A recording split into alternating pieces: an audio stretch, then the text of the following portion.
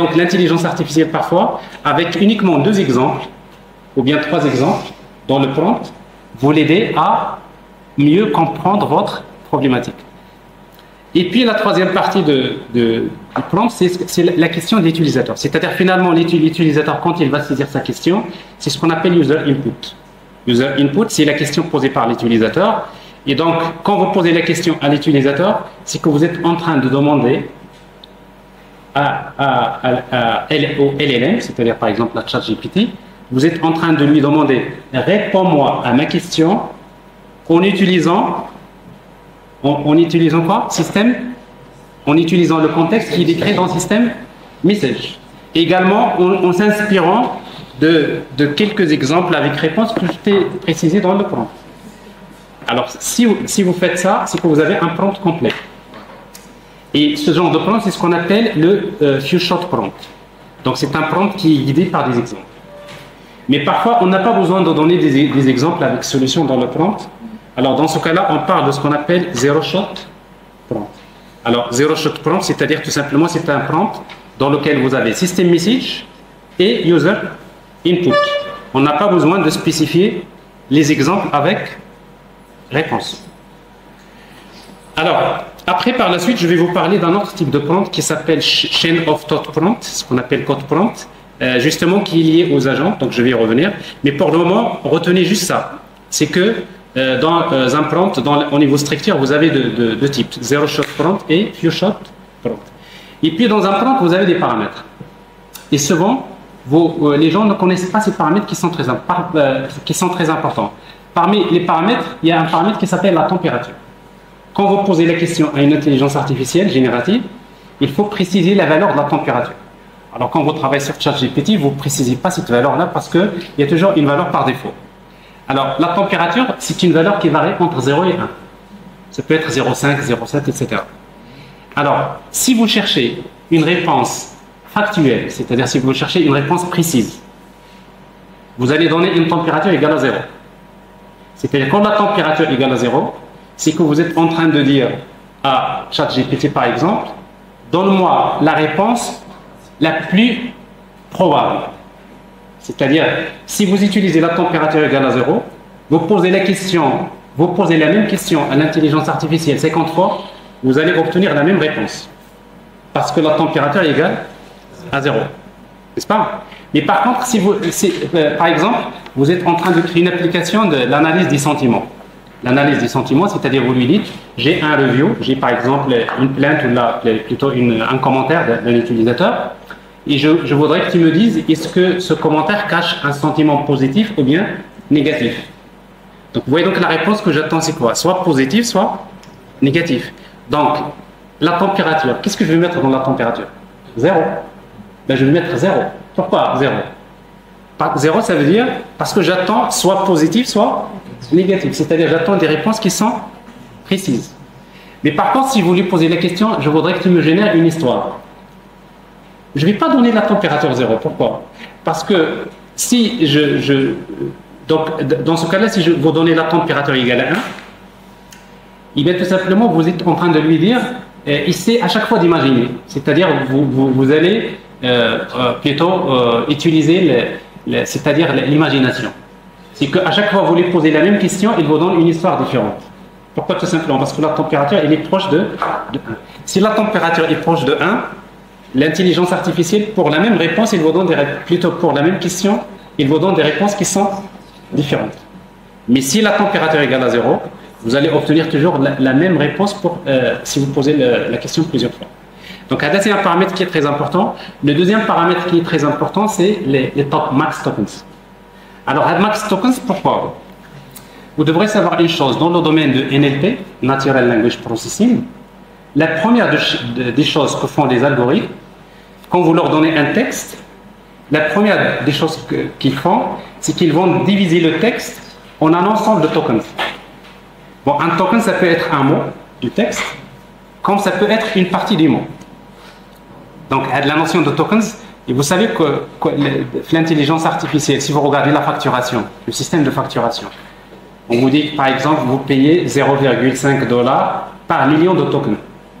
Donc, c'est-à-dire que l'IA quand il génère le contenu, il utilise la notion de tokens. Alors vous avez un site ici qui s'appelle plateforme OpenAI Tokenizer. Regardez. Alors par exemple, j'écris un texte. Bon, je vais attendre un petit peu. Je suis en train de vous expliquer par exemple des choses, etc. Regardez. Alors ça c'est un texte. Mais regardez ChatGPT comment il le divise en tokens. Je, c'est un token. Suis avec l'espace avant, c'est un token. Entre, c'est un token. Vous voyez donc avec chaque élément ici, c'est un token. Donc ça veut dire que l'intelligence artificielle d'aujourd'hui, il travaille avec les tokens. C'est un texte, il est divisé en tokens. Alors maintenant, ça c'est un point important à savoir. Quand vous entendez la notion de token, et bien tout simplement un token, c'est une partie. Généralement dans un mot, vous allez trouver soit un token, deux tokens, jusqu'à 3 tokens. Donc ça dépend du mot. C'est avec ça qu'il arrive à comprendre le sens du texte. Il y a un point important. Pourquoi il y a de max tokens? Il faut savoir également une chose, c'est que les LLMs, ils ont une caractéristique qui s'appelle context window. Chaque context window. Context window parce que tous les LLMs utilisent les transformers. Et l'un des inconvénients des transformers, c'est qu'ils utilisent des matrices qui ont une dimension fixe. C'est-à-dire chaque modèle d'intelligence artificielle, il fixe la taille de la matrice qu'il utilise pour l'apprentissage. Et donc, la taille de la matrice, c'est ce qu'on appelle le context window. Par exemple, si vous prenez GPT-3.5, le context window, c'est 4096. Ça veut dire quoi 4096? Ça veut dire que avec GPT 3.5 ne peut pas accepter un texte qui dépasse 4096 tokens. Il y a une limite. Si vous lui donnez un texte qui contient 50 pages, vous lui dites traduis-moi ce texte, il ne pourra pas vous traduire votre texte. Pourquoi? Parce que votre texte, il dépasse la limite, le context window. Donc, ce qui fait que quand vous utilisez un modèle d'intelligence artificielle, regardez toujours son context window. Il se trouve aujourd'hui, par exemple, GPT-4, c'est 128 000 tokens. Et maintenant, le LLM, si vous voulez, qui a un context window le plus grand, c'est Gemini. Gemini, il a un contexte, c'est 1 million de tokens. C'est-à-dire, c'est pour cela d'ailleurs, pour les gens qui utilisent Notebook LM, qui est un outil qu'il faut vraiment utiliser, donc je vais revenir tout à l'heure, il est capable de recevoir des documents PDF de centaines de pages et après il va vous donner des réponses sur ces documents. Pourquoi? Tout simplement parce qu'il a cette capacité d'avoir un context window qui est très grand. Autrement, donc il faut passer par d'autres techniques. Donc ce qui fait quand vous posez la question à un LLM, vous lui dites ne dépasse pas dans ta réponse, ne dépasse pas par exemple 600 tokens. C'est à vous de préciser dans le prompt le maximum de tokens. Pourquoi tout simplement ne dépasse pas? Parce que d'abord, parce que la facturation, les entreprises, ils facturent l'IA avec les tokens. Donc j'ai besoin de dire, parce que vous savez, ChatGPT, il est bavard. Si vous ne lui dites pas ça, quand vous lui posez une question, il commence à vous raconter toute l'histoire. Donc ce qui fait que si vous voulez limiter, vous lui dites je veux un résumé, etc., ben, généralement vous pouvez fixer le nombre de tokens. Donc c'est une partie qui est très importante sur l'ingénierie des prompts. Alors vous avez ici un exemple de prompt, par exemple System Message. Dans System Message, je vais placer, vous êtes un assistant, vous êtes assistant responsable d'analyser le sentiment du commentaire fourni par l'utilisateur. Le sentiment peut être soit positif, négatif ou neutre. Donc c'est System Message. Regardez les few short exemples. Je vais lui dire par exemple, je suis insatisfait, je suppose que la réponse doit être négative. Je suis assez satisfait, c'est neutre. Bon, ça c'est juste les few short exemples. Et après vous lui posez la question, ça c'est user input. Je trouve que d'autres produits sont beaucoup meilleurs que votre produit. Donc l'IA avec ce système message, avec ces deux exemples, il doit être capable de tirer le sentiment de ce texte. Alors maintenant on arrive à les deux dernières parties qui sont très importantes, c'est comment tirer profit de l'intelligence artificielle. Alors donc si vous savez ce que c'est le prompt engineering, vous pouvez commencer à tirer profit de l'intelligence artificielle. Il y a trois façons, si vous voulez. La première, c'est utiliser ce qu'on appelle le few shot learning. Le few shot learning, c'est ce que je viens de vous expliquer. Vous avez à travers une application, vous allez poser une question Et cette question-là, vous allez la poser sous forme d'un prompt. Et dans le prompt, vous avez system message, vous avez question user input. Vous envoyez la requête vers le LLM comme ChatGPT. Lui, il va comprendre votre question. Après, il va vous donner la réponse. Donc, si il y a beaucoup d'applications que vous utilisez dans le web qui font des few shot prompting, c'est-à-dire ils utilisent un modèle généraliste et avec quelques exemples, avec un système message bien fait, avec quelques exemples avec réponse, j'arrive à créer des applications qui apportent des réponses sur des tâches qui sont spécifiques. C'est la première. La deuxième technique, c'est de faire ce qu'on appelle le fine-tuning. Le terme de fine-tuning, c'est important. Fine-tuning, ça veut dire quoi? Fine-tuning, ça veut dire que je vais prendre un LLM généraliste, par exemple comme DeepSeek ou la Llama ou la ChatGPT, par exemple, Force. Et après, je vais utiliser un dataset spécifique. Dans mon domaine, par exemple, je suis un médecin, j'ai un dataset dans lequel j'ai des patients et j'ai le type de maladie, etc. Donc, j'ai un dataset. Et bien, si j'ai un dataset, et bien tout simplement, ce que je vais faire, je vais prendre ce dataset dont je dispose dans mon domaine et je vais réentraîner le LLM. On va prendre un LLM généraliste, on va lui donner un dataset dans un domaine spécifique, on va l'entraîner à nouveau, et bien ça va nous donner un autre LLM. C'est comme ça que les LLM, on les produit aujourd'hui. C'est-à-dire, la base de LLM, il y a GPT, il y a en fait BERT, il y a Llama, mais tous les autres LLM que vous voyez, généralement, la majorité des cas, c'est du fine-tuning. On utilise un modèle, on fait du fine-tuning pour obtenir un autre modèle. Sauf que, le LLM qui est généraliste au début, et bien tout simplement, on va produire un LLM qui est spécialiste. Avec l'histoire d'un médecin généraliste, ou un LLM généraliste, vous savez, un médecin généraliste, ben, vous pouvez toujours le consulter. Mais parfois, il n'est pas capable de vous donner des réponses qui sont assez précises. Et bien, si je prends ce médecin généraliste, je vais lui faire une formation dans un domaine spécialisé. Vous voyez, donc j'utilise ce dataset. Ben, ça devient un médecin qui est spécialisé. Vous avez un LLM qui est spécialisé en médecine, ou là, en éducation, etc.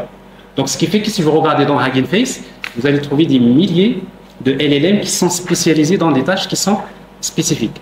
Et ça, ce fine-tuning, on le fait, moi personnellement, j'ai travaillé sur un projet. Tout récemment, il y a, en fait, vous savez, l'un des problèmes les plus complexes que j'ai rencontrés dans le domaine de l'intelligence artificielle, c'est la reconnaissance optique des manuscrits arabes. Vous savez que le ministère de l'Intérieur, il est en train de digitaliser l'état civil.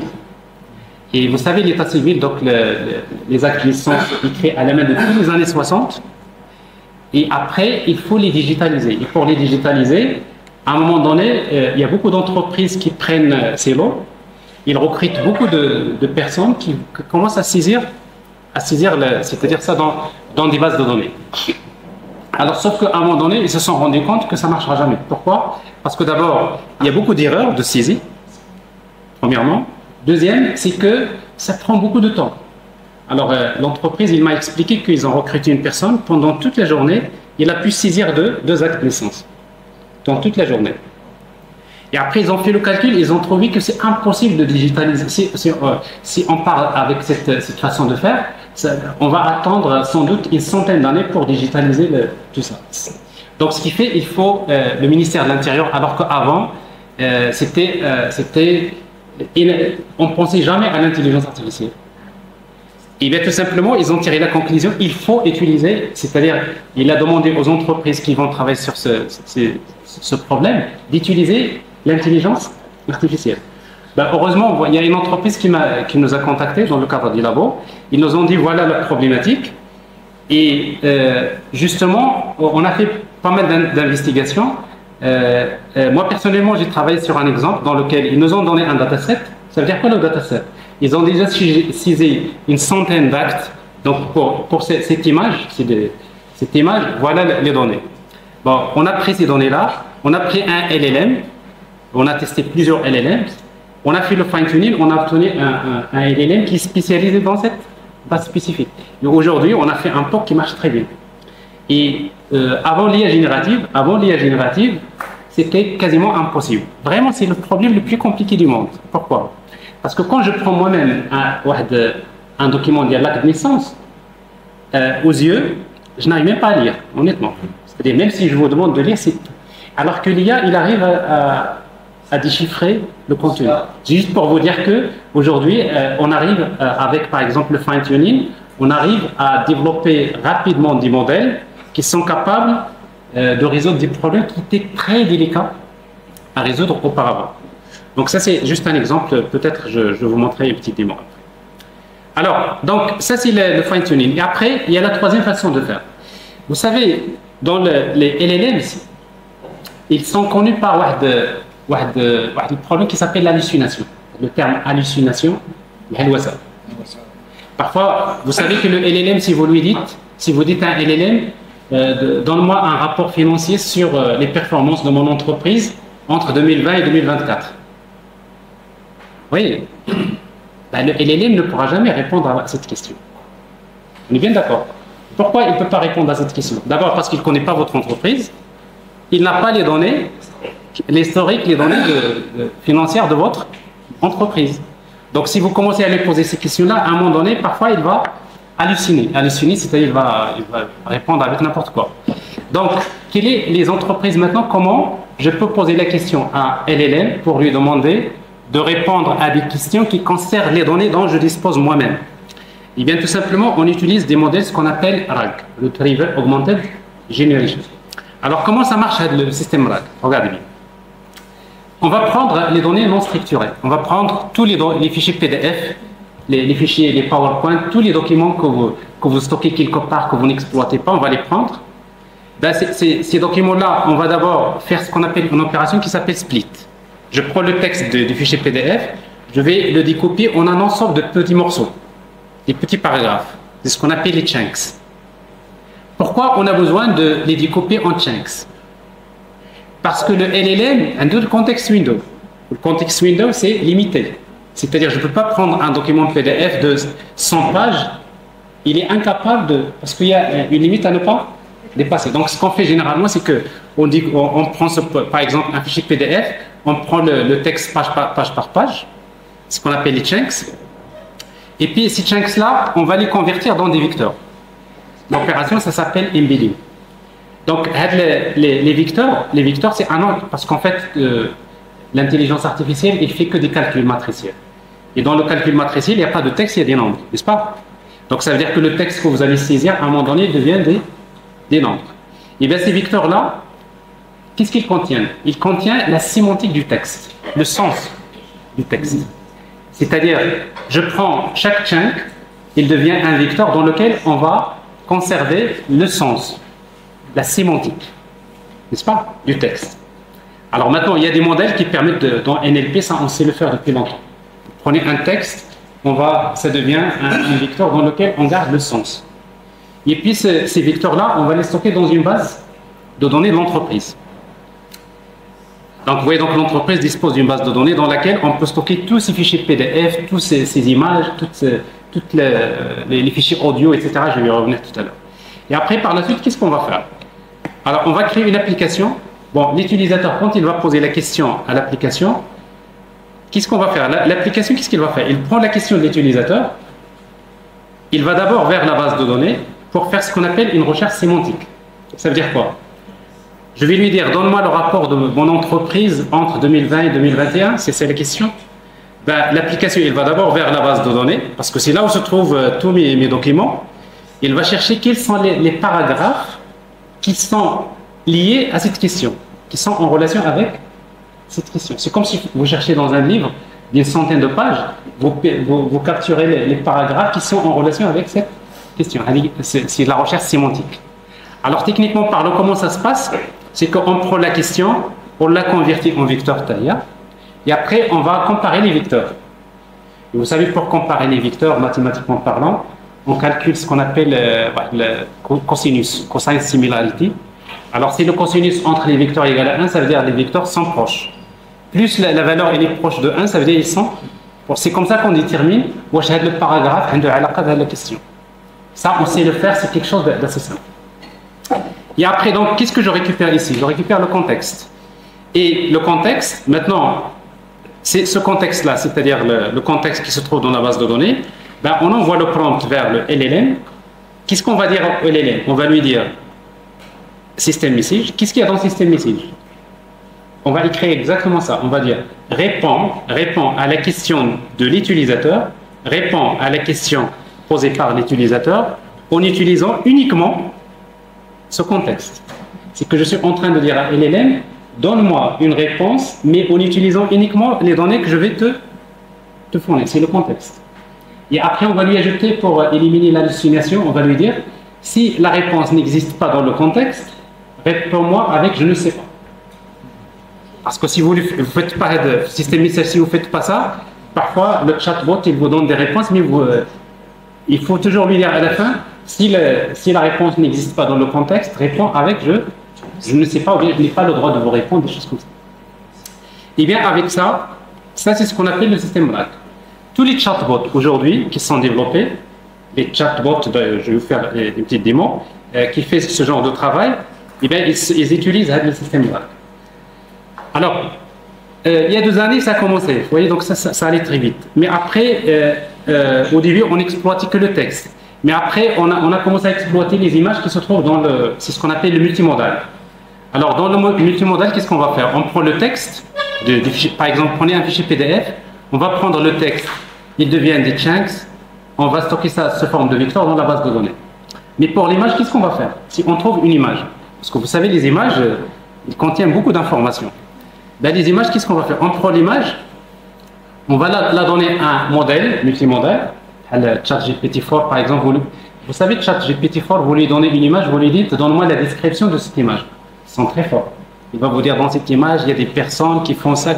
C'est-à-dire, on donne l'image au LLM, qu'est-ce qu'il va me donner là? La description. Et regardez, si je prends cette description, c'est du texte. Et bien, ce texte, Tower va stocker sous forme de vecteur et je le stocke dans la base de données. Pour l'audio, qu'est-ce qu'on va faire pour l'audio? Vous savez, maintenant, il y a ce qu'on appelle speech to text. Les modèles atteignent l'audio, il va faire la transcription. C'est quelque chose qu'on sait faire. Donc, à partir de l'audio, on obtient du texte. Et ce texte-là, on va la même chose, le convertir en vecteur, on le stocke dans la base de données. Donc, finalement, aujourd'hui, les entreprises disposent des solutions qui vont permettre de prendre tous vos documents de texte, toutes vos images et tous vos fichiers audio, et sont dans la base de données de manière vectorielle, c'est-à-dire plutôt dans laquelle on garde la sémantique. Et une fois que nous avons ça, maintenant on peut faire ce qu'on appelle une application multimodale, et là ça marche bien aussi donc aujourd'hui, donc c'est quelque chose qui marche plutôt bien. Alors j'ai ici juste, avant de passer à la suite, j'ai un exemple d'application que j'ai fait ici, donc de démarrer cette application. Je montre juste genre d'application que sous forme de démo.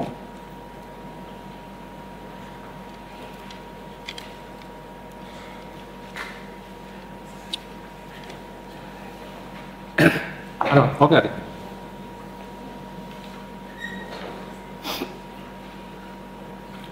Alors, j'ai ici par exemple un exemple donc j'espère que ça va parler. Bonjour. Bonjour. Bonjour, comment puis-je vous aider aujourd'hui? Est-ce que tu peux me charger le premier CV? Vous voyez, donc ça c'est la question. Il a compris la question, il a cherché le CV, il l'a chargé. Est-ce que tu peux me charger le deuxième CV? Charge-moi à nouveau le premier CV. Très bien. Est-ce que tu peux m'envoyer ce CV vers la base de données? Regardez, maintenant, qu'est-ce que je suis en train de faire? C'est le système RAG. Il va prendre avec le CV, il va parcourir, il va capturer le texte, les images, il va découper, il transforme, et après, il va me stocker dans la base de données. L'opération qui s'appelle Content Indexing. On va indexer le contenu dans une base de données. Il a terminé, je pense que le chargement est terminé. Oui, le chargement est bien terminé. Le fichier a été indexé et stocké dans la base de données. Alors maintenant, j'aimerais bien te poser des questions par rapport au document qui est chargé. Je vous écoute. Quelles sont vos questions concernant le document chargé? Est-ce que tu peux me donner le nom, le prénom de cette personne qui est chargée? Le nom, prénom. La personne mentionnée dans le document s'appelle Mohamed Yousfi. Est-ce que tu peux me donner ses diplômes? Voici les diplômes de Mohamed Yousfi. Doctorat d'état de mots en informatique et systèmes parallèles et distribués. Merci. Est-ce que tu peux me dire le H-index, le nombre de publications et le nombre de citations? Selon le document, Mohamed Yousfi possède un H-index de 14 sur Scopus, a rédigé 132 documents et a été cité 739 fois. Je vais fois. poser cette question, mais ces informations-là, regardez, dans mon CV, il y a une image. N'est-ce pas? C'est la capture. En fait, il a bien, à travers cette image, il a su lire le contenu, mais il a apporté donc c'est-à-dire, bon, ça, c'est quoi ça? C'est un multimodal RAG. C'est que, maintenant, ça, c'est un chatbot. Un chatbot, mais en plus de ça, il contient ce qu'on appelle un agent. Et justement, c'est la dernière partie dont je vais vous parler. C'est quoi un agent? C'est quoi une solution agentique? Alors, ça, c'est juste un exemple. Est-ce que tu peux me donner la liste des transactions? Je n'ai pas le droit de vous répondre, car aucun contexte n'est fourni. Je voudrais la liste des transactions. Toutes les transactions. Voici la liste des transactions disponibles. 1 à 11 heures. Alors ça, c'est oui, donc ça, c'est dans la base de données. Et après, on peut lui poser, bon, vous pouvez essayer de mettre à jour le statut d'une transaction, etc. Mais finalement, ce genre d'application, merci, en tout cas, je vais arrêter. Merci à une intelligence artificielle, ça a du sens. Ça fait 5 minutes. 5 minutes, ok, ça marche. Alors, donc, ce que vous voyez là, la démo que je viens de vous faire, c'est à peu près, donc, c'est ce qu'on est en train de voir. Alors, il y a en fait Advanced Multimodal RAG, donc je ne vais pas en parler parce que ça, c'est encore, c'est-à-dire, il y a 2 mois, 3 mois, les choses ont encore beaucoup évolué pour montrer un peu une autre façon d'améliorer la précision dans un système RAG. Donc, je vais... Alors maintenant, j'arrive juste à la dernière partie, c'est la notion d'agent. Donc, un agent, c'est quoi? Un agent, c'est une entité qui est autonome, qui a un but à atteindre et qui est décrite selon, il y a un pattern qui s'appelle REACT. REACT, c'est Reasoning Action, dans lequel l'agent, il fait exactement comme l'être humain. Il y a 3 étapes. Le raisonnement. Donc l'agent, il va raisonner selon le contexte. C'est-à-dire quand vous regardez votre environnement, vous allez d'abord raisonner. Une fois qu'il va raisonner, il va décider quelle est l'action optimale à prendre. Donc il va agir. L'agent, il va raisonner, il va penser. Une fois que je raisonne, je dois décider quelle est l'action à prendre. Une fois que j'agis sur l'environnement, je vais avoir ce qu'on appelle des observations. Le feedback de l'environnement. Par exemple, quand je conduis une voiture, quand j'accélère, c'est-à-dire j'agis sur l'environnement, mais après j'ai le feedback. Je regarde encore les observations. Et quand je prends ces observations, on va encore les ramener vers le modèle, c'est-à-dire le raisonnement. On va encore raisonner et on va décider quelle est la prochaine action à prendre. Observation, action, observation, etc. Donc ça veut dire quoi? Ça veut dire qu'un agent, quand vous lui posez la question, vous posez une question à l'agent. La première des choses, c'est qu'il va faire appel à un LLM, Large Language Model. Il va lui poser la question, il va lui dire raisonne, parce qu'aujourd'hui, il n'y a pas mieux que LLM pour raisonner. Et quand il va raisonner, c'est le LLM qui va décider quelle est l'action optimale à prendre. C'est-à-dire que c'est le LLM qui va dire j'ai besoin que tu m'appelles par exemple, telle fonction. J'ai besoin que tu accèdes à la base de données pour me donner tel type d'information. Donc ça, c'est ce qu'on appelle à l'action.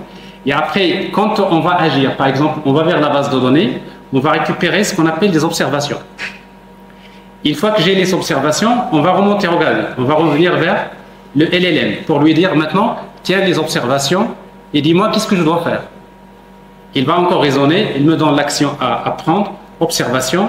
jusqu'à ce que le LLM dispose de toutes les données dont il a besoin pour répondre à la question. Alors, si vous voulez, ici, j'ai un exemple de question, et peut-être je vais m'arrêter là. J'ai par exemple une question assez complexe. Vous dites, j'ai une question, j'habite à Insba, je ne suis pas motorisé, je voudrais récupérer demain l'acte de naissance de ma fille, à Ma'arif, puis la carte grise de ma voiture au service des mines Hi Hassani. J'aimerais aussi réparer mon téléphone à Dabghalef et assister au match de foot au stade d'honneur. Oui, donc pour les systèmes de mobilité, je voudrais qu'il me donne quel est l'itinéraire, qu'est-ce que je dois faire, quand est-ce que je dois aller, quand est-ce que je dois prendre le transport. Ce genre de problèmes qui sont très complexes. Mais aujourd'hui, avec les solutions agentiques, on arrive à donner des réponses. Alors, si vous posez la question à l'agent, qu'est-ce qu'il va faire l'agent? L'agent, il va d'abord utiliser un prompt qui est fait pour ça. Il a besoin d'utiliser une mémoire, parce que c'est dans la mémoire qu'il va conserver les conversations avec le LLM. Et puis l'agent, il a ce qu'on appelle des tools. Donc, qu'est-ce qu'on appelle les tools? Les tools, c'est un ensemble de fonctions qui permettent à l'agent d'accéder à la base de données de l'entreprise. J'ai un ensemble de fonctions qui accèdent à ma base de données pour récupérer des données de mon contexte. Les tools, ça peut être par exemple le système RAG qui me permet de profiter des fichiers PDF qui sont stockés dans la base de données vectorielle. Ça peut être également des tools qui permettent d'accéder à faire une recherche Google, de publier un article sur LinkedIn. Donc, c'est-à-dire aujourd'hui, si vous regardez, il y a une plateforme qui s'appelle In8N, qui est facile à utiliser. Je n'aurai pas le temps de vous faire la démo, malheureusement, mais dans lequel vous allez trouver des centaines de tools qui permettent qui permettent à un agent de profiter. Par exemple, envoyer un email. Je peux dire, par exemple, à l'application, je peux lui dire, cherche-moi la liste des produits dont le stock est inférieur et envoie-moi un mail d'urgence à tel. Par exemple, c'est une question. Et bien l'agent, qu'est-ce qu'il va faire? Il va poser la question au LLM.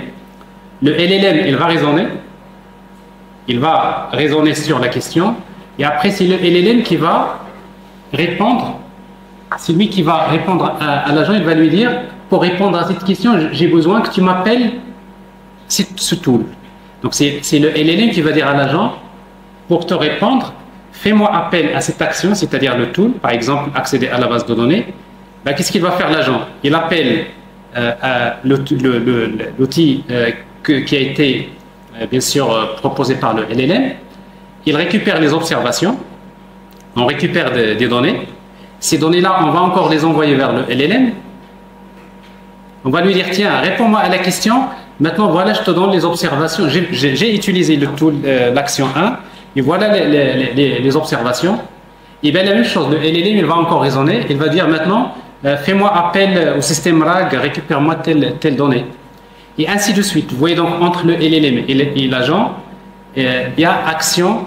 C'est ça, on tombe dans le action-observation jusqu'à ce que le LLM dispose de toutes les données dont il a besoin et après il génère une réponse aussi complexe que l'on attend. Et après je vais avoir un planning. Alors ici, nous utilisons bien sûr donc le système, ce qu'on appelle le pattern React, dans lequel il y a ça, raisonnement, action, observation, raisonnement, action, observation, jusqu'à ce qu'on donne la réponse. Alors, deux derniers points. D'abord, aujourd'hui, pour permettre à un agent d'exploiter les tools facilement, il y a un protocole qui a été créé récemment qui s'appelle MCP, Model Context Protocol. Ça, c'est une piste, si vous voulez, à explorer dans la suite, si vous voulez aller plus loin.